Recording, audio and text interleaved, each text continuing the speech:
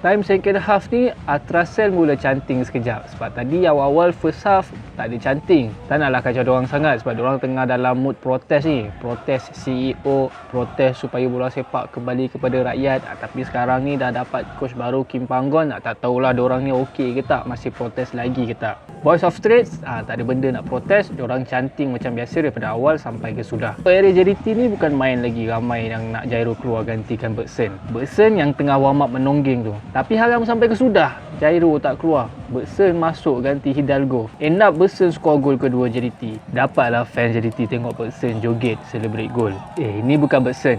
Ini baru Bergson yang joget tu. So tamat match Selangor 0, JDT 2. Okey lah daripada kena bantai 6-1. Sambil player JDT tawaf jumpa fans diorang, Atrasel chanting lagu Mana Johan. Sian. Semoga bertabahlah fans Selangor. Okey, tu je lah. Jumpa lagi on the next vlog.